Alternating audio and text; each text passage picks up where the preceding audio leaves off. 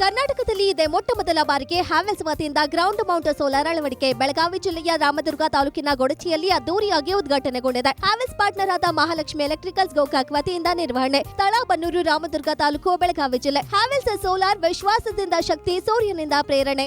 MLC ಚುನಾವಣೆಯ ಫಲಿತಾಂಶ ಇನ್ನೇನು ಕೆಲವೇ ಕ್ಷಣಗಳಲ್ಲಿ ಬರೋದಕ್ಕೆ ಆರಂಭ ಆಗುತ್ತೆ.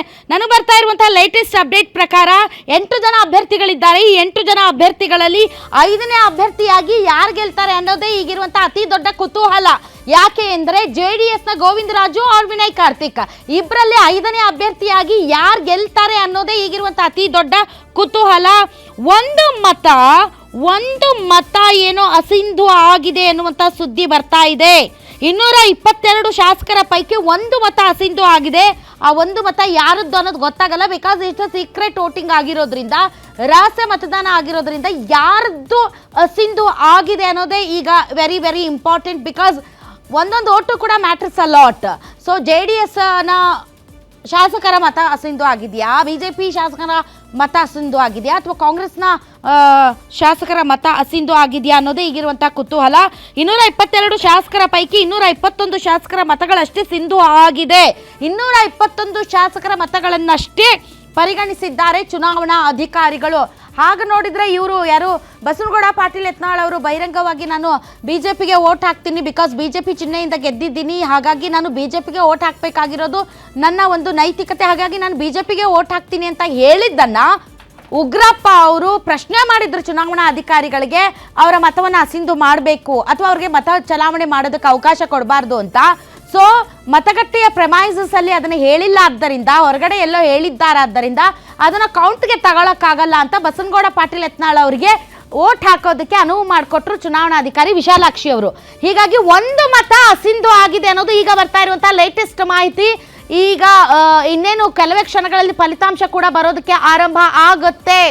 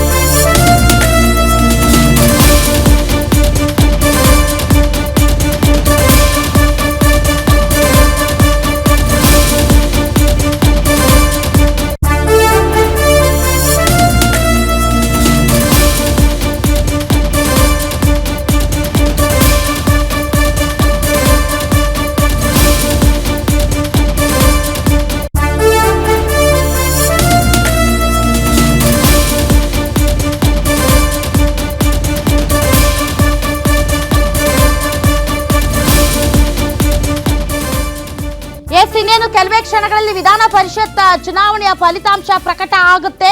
222 ಮತಗಳಲ್ಲಿ 1 ಮತ ಅಸಿಂಧು ಆಗಿದೆ ಅನ್ನೋದು ಈಗ ಬರ್ತಾ ಇರುವಂತಹ ಲೇಟೆಸ್ಟ್ ಮಾಹಿತಿ. ಆ ಮತ ಯಾರದ್ದು ಅನ್ನೋದು ಕುತೂಹಲ, ಅದು ಗೊತ್ತಾಗೋದಿಲ್ಲ. ಬಿಕಾಸ್ ಇದು ರಹಸ್ಯ ಮತದಾನ ಆದ್ದರಿಂದ, ಗೌಪ್ಯ ಮತದಾನ ರಹಸ್ಯವಾಗಿ ಯಾರಿಗೇನು ತೋರಿಸಿ ನಾನು ಇವ್ರಿಗೆ ಹಾಕ್ತಾ ಇದ್ದೀನಿ ಅಂತ ಹೇಳೇನು ಹಾಕಲ್ಲ.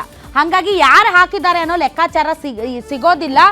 ಅದರ್ವೈಸ್ ರಿಸಲ್ಟ್ ಎಲ್ಲ ಬಂದ್ಮೇಲೆ ಸಿಗಬಹುದು, ಮೋಸ್ಟ್ ಪ್ರಾಬಬಲಿ ಸಿಗಬಹುದು. ಯಾಕೆಂದರೆ ಎಲ್ಲರಿಗೂ ಅವರವರ ಮತಗಳ ಲೆಕ್ಕಾಚಾರ ಗೊತ್ತಿರೋದ್ರಿಂದ. ಸೊ ಆ ಒಂದು ವೋಟ್ ಯಾರ್ದು ಕೋತಾ ಆಗುತ್ತೆ ಅನ್ನೋದು ರಿಸಲ್ಟ್ ಅನೌನ್ಸ್ ಆದಮೇಲೆ ಯಾರಿಗೆ ಎಷ್ಟು ಮೊದಲ ಪ್ರಾಶಸ್ತ್ಯ, 2ನೇ ಪ್ರಾಶಸ್ತ್ಯದ ಮತಗಳು ಸಿಕ್ಕಿದೆ ಅನ್ನೋದ್ರ ಮೇಲೆ ಗೊತ್ತಾಗುತ್ತೆ. ಅದೇನು ಗೊತ್ತಾಗದೇ ಇರುವಂಥ ರಹಸ್ಯ ಏನೂ ಅಲ್ಲ. ಒಟ್ಟು 7 ಸ್ಥಾನಗಳಿಗೆ 8 ಅಭ್ಯರ್ಥಿಗಳು ಈಗ ಫೈಟನ್ನು ನಡೆಸಿರೋದು. ಕಾಂಗ್ರೆಸ್ನಿಂದ BK ಹರಿಪ್ರಸಾದ್, ತಿಪ್ಪಣ್ಣ ಕಮಕನೂರು, PV ಮೋಹನ್, ಮಳವಳ್ಳಿ ಶಿವಣ್ಣ, ವಿನಯ್ ಕಾರ್ತಿಕ್. BJPಯಿಂದ ಲಿಂಗರಾಜ್ ಪಾಟೀಲ್, ರಘು ಕೌಟಿಲ್ಯ. JDSನಿಂದ ಹಾಲಿ MLC ಗೋವಿಂದರಾಜು ಸ್ಪರ್ಧೆ ಮಾಡ್ತಾ ಇದ್ದಾರೆ. ಮೇಲ್ಮನೆಯ 7 ಸ್ಥಾನಗಳಿಗೆ ಒಟ್ಟು 8 ಅಭ್ಯರ್ಥಿಗಳು ಕಣದಲ್ಲಿ ಇದ್ದು ಈಗಾಗಲೇ ಮತ ಎಣಿಕೆಯ ಪ್ರಕ್ರಿಯೆ ಆರಂಭ ಆಗಿದೆ. ಸೊ ಕಾಂಗ್ರೆಸ್ ಅಭ್ಯರ್ಥಿಗಳು 5, ಅವ್ರ ಹತ್ರ ಇರೋದು 135 ವೋಟು. 1 ಅಭ್ಯರ್ಥಿ ಗೆಲ್ಲೋಕೆ 28 ಮತಗಳು ಬೇಕು. 4 ಅಭ್ಯರ್ಥಿಗಳಿಗೆ 112, ಉಳಿಕೆ ಮತಗಳ ಸಂಖ್ಯೆ 23. 5ನೇ ಅಭ್ಯರ್ಥಿ ಗೆಲ್ಲಬೇಕಂದ್ರೆ ಎಕ್ಸ್ಟ್ರಾ 5 ಬೇಕು.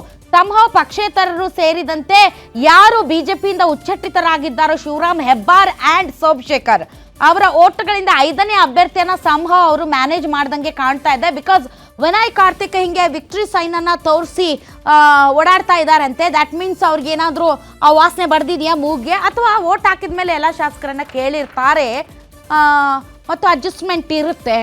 ಶಿವರಾಮ್ ಹೆಬ್ಬಾರ್ ಮತ್ತು ಇವರು ಸೋಮಶೇಖರ್ ಅವರು ನಾವು ಆತ್ಮಸಾಕ್ಷಿ ಓಟ್ ಹಾಕಿದ್ದೀವಿ ಅಂತ ಹೇಳ್ತಾ ಇದ್ದಾರೆ.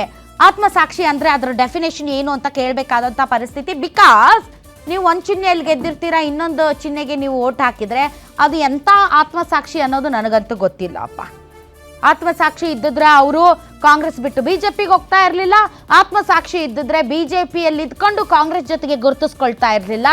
ಈಗ ಉಚ್ಚಾಟಿ ತಗೊಂಡ್ರು ಕೂಡ ಚಿಹ್ನೆಯಿಂದ ಆಯ್ಕೆ ಆಗಿದ್ದೀನಿ ಅನ್ನೋ ಕಾರಣಕ್ಕೆ ಅವರು ಬಿಜೆಪಿಗೆ ಓಟ್ ಹಾಕ್ತಾ ಇದ್ರು. ಐ ಡೋಂಟ್ ನೋ ಆತ್ಮಸಾಕ್ಷಿ ಅಂದರೆ ಏನು ಅಂತ ಕೇಳಬೇಕಾದಂಥ ಪರಿಸ್ಥಿತಿ ಇದೆ. ಸೊ ಈ ಮಧ್ಯೆ ಈ ಒಂದು ವಿಧಾನ ಪರಿಷತ್ ಚುನಾವಣಾ ಫಲಿತಾಂಶ ಏನಿದೆ ಅದು ಮುಂದಿನ ರಾಜಕೀಯ ಸಮೀಕರಣದ ದಿಕ್ಕು ದೆಸೆಯನ್ನು ನಿರ್ಧಾರ ಮಾಡುತ್ತೆ. JDS ತನ್ನ ಅಭ್ಯರ್ಥಿಯನ್ನ ಕಣಕ್ಕಿಳಿಸಿರುವುದು ಬಿಜೆಪಿಯ 2ನೇ ಪ್ರಾಶಸ್ತ್ಯದ ಮತಗಳ ಆದ ಮುಗಿದ ಮೇಲೆ ಉಳಿದುಕೊಂಡಿರುವಂಥ ಕೊರತೆ ಮತಗಳ ಅಡ್ಜಸ್ಟ್ಮೆಂಟ್ ಮೇಲೆ. ಅದನ್ನು ಬಿಜೆಪಿ ಅವರು ಹಾಕಲಿಲ್ಲ ಅಂದರೆ ಡೆಫಿನೆಟ್ಲಿ JDS ಒಂದು ಸ್ವಲ್ಪ ಸಿಟ್ಟಾಗೋದಂತೂ ಗ್ಯಾರಂಟಿ. ಹಾಗಾಗಿ ಅವರಿಬ್ಬರ ಮೈತ್ರಿ ಎಷ್ಟು ದಿನ ಮುಂದುವರಿಯುತ್ತೆ ಅನ್ನೋದನ್ನ ಕೂಡ ವಿಧಾನ ಪರಿಷತ್ ಚುನಾವಣೆ ಈಗ ನಮಗೆ ಒಂದು ದಿಕ್ಸೂಚಿಯನ್ನು ಕೊಡಲಿದೆ. ಸೊ ಹೀಗಾಗಿ ಈ ಫಲಿತಾಂಶ ತುಂಬ ಇಂಪಾರ್ಟೆಂಟ್. ಈ ಮಧ್ಯೆ ಈ ಫಲಿತಾಂಶ ಬರೋ ಹೊತ್ತಾಗಿದೆ, ಕೌಂಟೌನ್ ಶುರುವಾಗಿದೆ, ಅದನ್ನು ನಿಮ್ಮ ಮುಂದೆ ಇಡ್ತೀವಿ. ಅದಕ್ಕೂ ಮುಂಚೆ ಈಗ ನಮ್ಮೊಂದಿಗೆ ಈ ವಿಚಾರಕ್ಕೆ ಸಂಬಂಧಪಟ್ಟಂತೆ ಮಾತಾಡೋದಕ್ಕೆ ಅತಿಥಿಗಳಿದ್ದಾರೆ, ಬನ್ನಿ ಅವ್ರನ್ನ ಕೂಡ ವೆಲ್ಕಮ್ ಮಾಡೋಣ. ನಮ್ಮೊಂದಿಗಿದ್ದಾರೆ ಬಿಜೆಪಿ ವಕ್ತಾರರಾದಂತಹ ಕಾಂತಿ ಶೆಟ್ಟಿ ಮೇಡಮ್, ತಮಗೆ ಸ್ವಾಗತ.